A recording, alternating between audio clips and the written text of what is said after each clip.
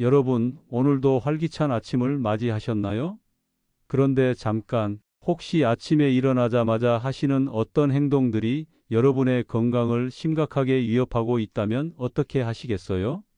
믿기 어려우시겠지만 평생 당연하게 해오던 아침 습관이 60대, 70대가 되면 갑자기 건강에 적신호가 될 수 있습니다. 충격적이게도 지금 이 순간에도 전국 응급실에는 아침 시간대 갑작스러운 사고로 실려오는 어르신들이 끊이지 않고 있답니다. 안녕하세요. 저는 50년 가까이 노인의학을 연구하고 진료해온 심장 전문의 장명호입니다. 오늘은 제가 경험한 수천 명의 환자 사례와 최신 의학 연구를 바탕으로 아침에 절대 하지 말아야 할 5가지 위험한 행동과 그 해결책을 알려드리려고 합니다. 여러분, 정말 깜짝 놀라실 텐데요. 우리 몸이 나이가 들면서 어떻게 변하는지, 그리고 평생 해오던 습관이 어떻게 갑자기 위험해질 수 있는지 정확히 아시는 분들이 거의 없습니다. 매일 아침 수십 년간 해오던 평범한 습관이 어느 날 갑자기 뇌졸중이나 심장마비로 이어질 수 있다니 정말 무섭지 않으세요? 오늘 제가 여러분께 알려드릴 내용은 정말 생명을 구할 수 있는 소중한 정보입니다. 끝까지 잘 들으시고 주변의 소중한 분들에게도 꼭 알려주세요. 그리고 다음 건강 정보도 놓치지 않고 받아보시려면 지금 바로 구독과 좋아요, 알람 설정을 해두시는 것 잊지 마세요. 자, 이제 바로 시작해 볼까요? 아침에 일어나자마자 절대 하면 안 되는 첫 번째 행동은 바로 갑자기 벌떡 일어나는 것입니다. 제 오랜 환자였던 68살 박상철 어르신의 이야기를 들려드릴게요. 박 어르신은 평생 새벽 5시 기상, 오전 6시 등산이라는 철저한 습관을 가진 분이셨어요. 군인 출신이라 아침에 알람 소리가 들리면 반사적으로 벌떡 일어나는 게 몸에 밴 상태였죠. 그런데 지난해 겨울 평소와 같이 알람 소리에 벌떡 일어나시다가 갑자기 눈앞이 캄캄해지면서 그대로 쓰러지셨습니다. 다행히 옆에서 주무시던 배우자분이 빨리 발견하셔서 응급실로 모셨지만 검사 결과는 충격적이었습니다. 박 어르신 기립성 저혈압으로 인한 일시적 뇌허혈이 발생했습니다. 평소처럼 갑자기 일어나시다가 뇌로 가는 혈액 공급이 순간적으로 차단된 거죠. 이렇게 자주 반복되면 언젠가는 뇌졸중으로 이어질 수 있습니다. 박 어르신은 너무나 당황하셨습니다. 내가 50년 넘게 해오던 습관인데, 이제 와서 그게 문제라고요. 네, 바로 그겁니다. 나이가 들면서 우리 몸은 생각보다 훨씬 많이 변합니다. 특히 혈관 탄력성이 떨어지면서 자세 변화에 적응하는 능력이 크게 감소합니다. 젊었을 때는 몸이 순식간에 적응했던 자세 변화가 60대 이후에는 훨씬 더 많은 시간이 필요한 겁니다. 대한노인의학회의 최근 연구에 따르면 65세 이상 어르신들의 경우 아침에 갑자기 일어날 때 뇌로 가는 혈액량이 최대 40%까지 감소할 수 있다고 합니다. 이것이 바로 어지러움, 시야 흐려짐, 심하면 실신까지 일으키는 원인이죠. 더 충격적인 사실은 대형 병원 응급의학과의 통계에 따르면 아침 시간대 노인 낙상 사고의 60%가 바로 이 벌떡 일어나는 순간에 발생한다는 겁니다. 그렇다면 어떻게 해야 할까요? 여기 안전하게 일어나는 5분 안전 기상법을 소개해 드립니다. 첫째, 알람이 울리면 바로 일어나지 마시고 누운 상태에서 일단 눈을 뜨고 천장을 바라보세요. 그리고 5번 천천히 심호흡을 하면서 손가락과 발가락을 가볍게 움직여 주세요. 둘째, 한 분 정도 그대로 누워 계시다가 천천히 몸을 옆으로 돌려 옆으로 누우세요. 이 자세로 다시 3번 정도 심호흡을 해주세요. 셋째, 그 다음에야 천천히 옆으로 누운 상태에서 상체를 일으켜 앉으세요. 이때도 갑자기 움직이지 마시고 일단 침대, 가장자리에 앉은 상태로 발을 바닥에 대고 1분 정도 더 기다리세요. 넷째, 어지러움이 없는지 확인한 후에 천천히 일어서세요. 조금이라도 어지러움이 느껴진다면 다시 앉아서 기다리셔야 합니다.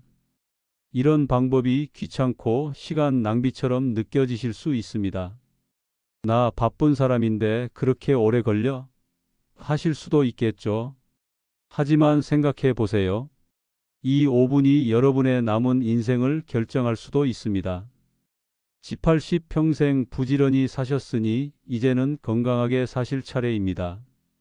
박상철 어르신도 처음에는 적응이 어려우셨지만 지금은 이렇게 말씀하세요. 처음엔 정말 답답했어요. 평생 군인으로 살아온 제가 이렇게 느릿느릿 일어나야 한다니 말이에요. 그런데 한 달 지나니까 이제는 습관이 됐어요. 덕분에 아침마다 어지럽고 힘들던 증상도 싹 사라졌고 요즘은 아침부터 훨씬 개운하답니다. 여기 추가로 알아두시면 좋을 팁을 드릴게요. 침대 옆에 꼭 2가지를 준비해 두세요. 하나는 미지근한 물 한 잔입니다. 밤사이 우리 몸은 수분을 많이 잃기 때문에 아침에 일어나자마자 물을 한 잔 마시는 건 혈액순환을 원활하게 하는데 도움이 됩니다. 다른 하나는 바로 안전 손잡이입니다. 요즘은 침대 옆에 설치하는 안전 손잡이가 다양하게 나와 있어요. 이것을 이용하면 훨씬 안전하게 일어날 수 있답니다. 이제 2번째로 절대 하면 안 되는 행동에 대해 알아볼까요? 바로 아침 기상 직후 찬 음식이나 음료 먹기입니다. 73세 최동훈 어르신의 경우를 한번 들어보세요. 최 어르신은 은행에서 35년 근무하시다 퇴직하신 후 매일 아침 첫 습관으로 냉장고에서 차가운 우유를 꺼내 드시는 것이었습니다. 아침에 차가운 우유 한 잔이 정신도 번쩍 들고 하루를 상쾌하게 시작하는 비결이라고 항상 자랑하셨죠. 그런데 몇 달 전 최 어르신이 평소와 같이 찬 우유를 마신 직후 갑자기 심한 가슴 통증을 호소하며 응급실에 실려 오셨습니다. 다행히 큰 위험은 넘기셨지만 진단 결과는 충격적이었습니다. 최 어르신, 이번 협심증 발작은 찬 음료로 인한 급격한 혈관 수축이 원인입니다. 아침에 찬 음식을 드시는 건 마치 심장에 얼음을 던지는 것과 같습니다. 특히 어르신 연령대에서는 매우 위험한 행동입니다. 왜 이런 일이 발생할까요? 우리 몸은 밤사이 체온이 약간 떨어진 상태입니다. 이때 갑자기 찬 음식이나 음료가 들어오면 2가지 위험한 반응이 일어납니다. 첫째, 혈관이 급격하게 수축합니다. 특히 관상동맥 심장 혈관이 갑자기 수축하면서 심장으로 가는 혈액 공급이 줄어들게 됩니다. 이런 상태에서는 가벼운 협심증부터 심한 경우 심근경색까지 발생할 수 있습니다. 둘째, 우리 몸은 차가운 음식을 받아들이면 체온을 유지하기 위해 급격히 에너지를 소모합니다. 이 과정에서 심장에 무리가 가는 거죠.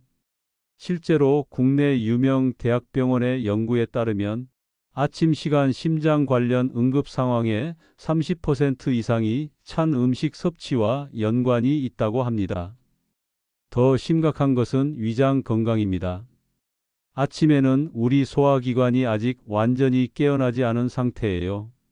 이때 차가운 음식이 들어가면 소화 기능이 더 떨어지고 위벽이 자극을 받아 위장 장애가 발생할 가능성이 높아집니다.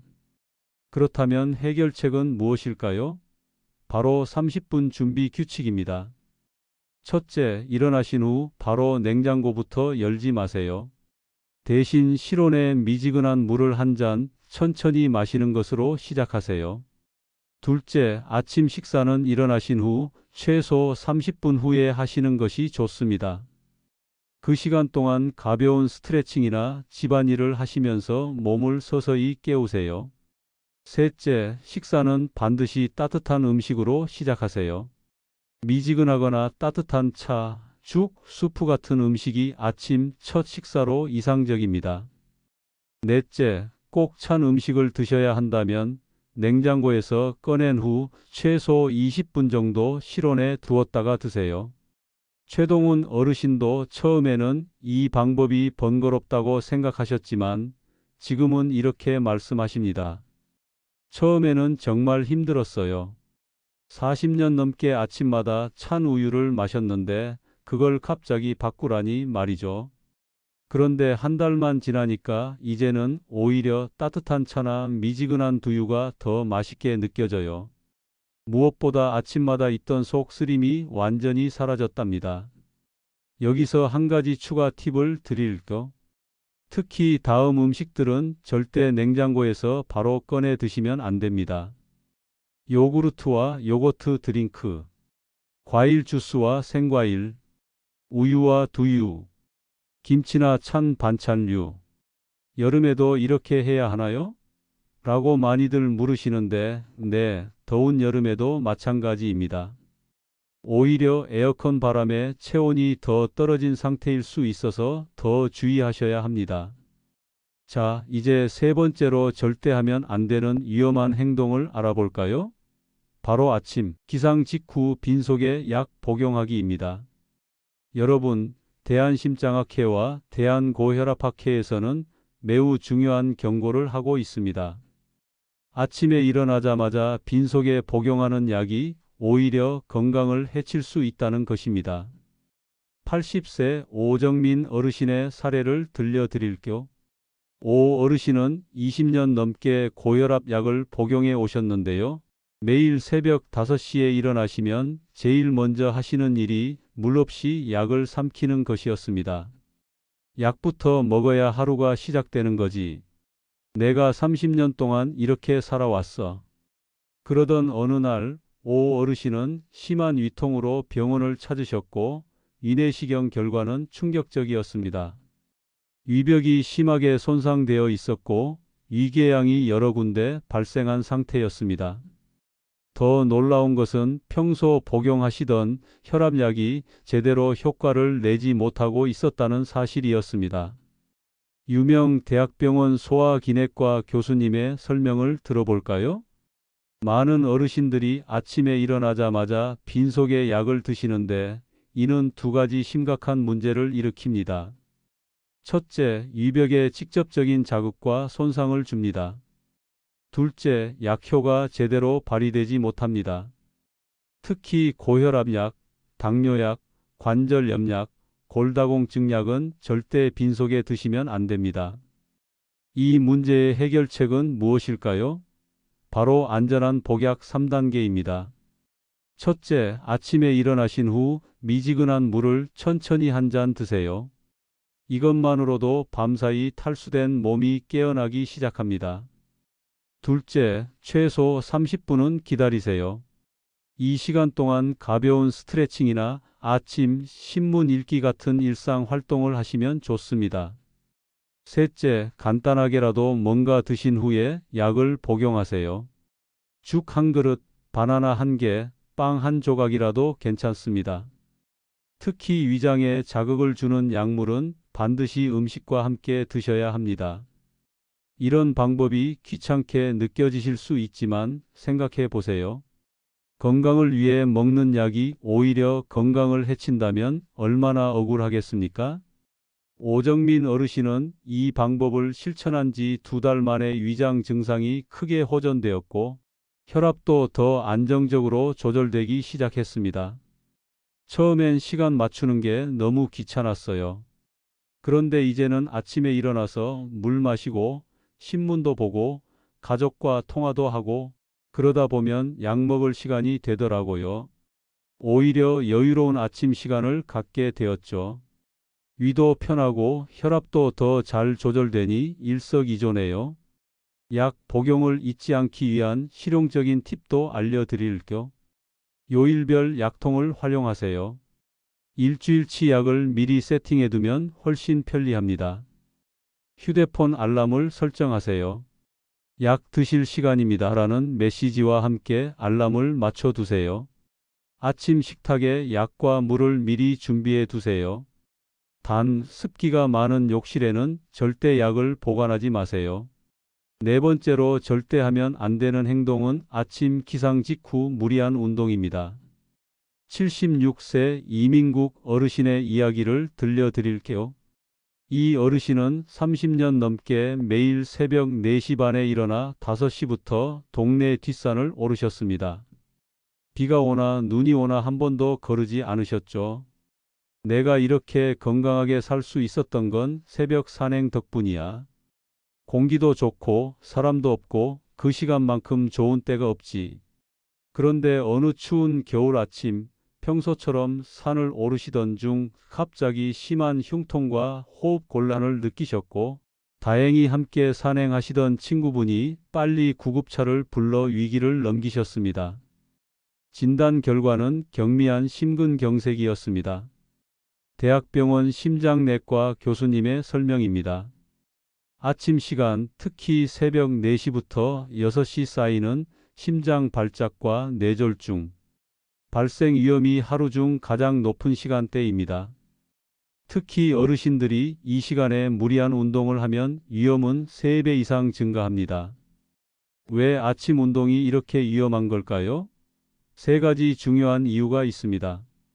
첫째, 새벽은 우리 몸의 체온이 하루 중 가장 낮은 시간입니다. 근육과 관절이 아직 뻣뻣한 상태로 부상 위험이 2배 이상 높아집니다. 둘째, 아침에는 혈압 상승 호르몬인 코티졸이 가장 많이 분비되는 시간입니다. 여기에 운동으로 인한 혈압 상승이 더해지면 위험 수준까지 올라갈 수 있습니다. 셋째, 아침에는 혈액이 더 끈적끈적해지는 혈액점도 증가 현상이 일어납니다. 이로 인해 혈전 핏덩어리 생기기 가장 쉬운 시간대죠. 그렇다면 언제, 어떻게 운동하는 것이 좋을까요? 노인의학 전문가들이 권장하는 안전한 운동 시간표를 알려드립니다. 첫째, 가장 이상적인 운동 시간은 오전 10시 이후나 오후 4시에서 6시 사이입니다. 이 시간대는 체온이 적절히 올라가 있고 근육의 유연성이 좋은 상태입니다. 둘째, 어떤 운동이든 최소 10분의 준비 운동은 필수입니다. 관절을 부드럽게 돌리고 가볍게 걷는 것으로 시작하세요. 셋째, 운동 강도는 대화가 가능한 정도가 적당합니다. 숨이 너무 차면 그 즉시 중단하세요. 하루 20에서 30분 정도면 충분합니다. 이민국 어르신도 처음엔 이런 변화에 적응하기 어려워하셨지만 지금은 이렇게 말씀하십니다. 50년 넘게 해온 새벽 산행을 포기하는 게 정말 싫었어요. 그런데 이제 아침에 여유 있게 준비하고 10시쯤 산에 오르니 몸도 한결 가볍고 운동 후에도 피로감이 훨씬 적어요. 무엇보다 산에서 만난 친구들과 이야기도 나눌 수 있어 더 즐겁답니다. 운동 전에 꼭 확인하셔야 할 사항들도 알려드릴게요. 혈압을 꼭 체크하세요. 수축기 혈압이 150 이상이면 그날은 운동을 미루는 것이 좋습니다. 전날 과음하셨다면 절대 운동하지 마세요. 충분히 주무시지 못했다면 가벼운 산책 정도만 하세요. 항상 휴대폰을 가지고 다니세요. 응급 상황에 대비하는 것이 중요합니다. 마지막으로 5번째, 절대 하면 안 되는 행동은 아침에 급하게 화장실 가기입니다. 많은 어르신들, 특히 전립선 비대가 있으신 남성분들이 아침에 화장실에 급하게 가다가 사고를 당하는 경우가 많습니다. 실제로 아침 시간 노인 낙상, 사고의 40%가 화장실로 가는 과정에서 발생한다는 충격적인 통계가 있습니다. 75세 배준호 어르신의 이야기를 들어볼까요? 배 어르신은 매일 아침 화장실에서 고통을 겪으셨습니다. 아침에 일어나면 화장실이 너무 급해서 뛰다시피 가요. 그런데 막상 가면 시원하게 안 나오고 이게 몇 년째 반복되네요. 많은 분들이 공감하실 겁니다. 밤새 참았다가 아침에 급하게 화장실에 가시는 분들이 많으신데 이것이 매우 위험할 수 있습니다. 대형병원 응급의학과 교수님의 설명을 들어보겠습니다. 아침에 급하게 화장실을 가는 것이 위험한 이유는 세 가지입니다. 첫째, 밤사이 낮아진 혈압이 갑자기 상승하면서 어지러움이 발생합니다. 둘째, 소변을 참으면 방광에 큰 압력이 가해져 전립선 염증이 악화될 수 있습니다. 셋째, 아직 어두운 새벽에 급하게 화장실로 이동하다 발을 헛디디는 낙상 사고가 매우 흔합니다. 이 문제의 해결책은 무엇일까요? 비뇨의학과 전문의들이 권장하는 안전한 화장실 가기 방법을 알려드립니다. 첫째, 저녁 시간 관리가 중요합니다. 저녁 7시 이후에는 물을 많이 드시지 마세요. 특히 커피나 알코올은 소변을 더 자주 보게 만들므로 저녁에는 피하는 것이 좋습니다. 둘째, 밤에 한두 번 일어나서 화장실에 다녀오세요. 조금 불편하더라도 밤중에 한두 번 화장실에 가는 것이 아침에 급하게 가는 것보다 훨씬 안전합니다. 셋째, 아침에 화장실에 갈 때는 반드시 방을 밝게 하고 천천히 일어나 잠시 앉아 있다가 안전하게 이동하세요. 넷째, 생활 환경을 개선하세요. 침실에서 화장실까지 가는 길에 장애물을 치우고 밝은 조명을 설치하며 가능하다면 복도에 손잡이를 설치하는 것도 좋은 방법입니다. 배준호 어르신도 이런 방법을 실천한 후 이렇게 말씀하십니다. 처음엔 밤에 일부러 일어나는 게 귀찮았어요.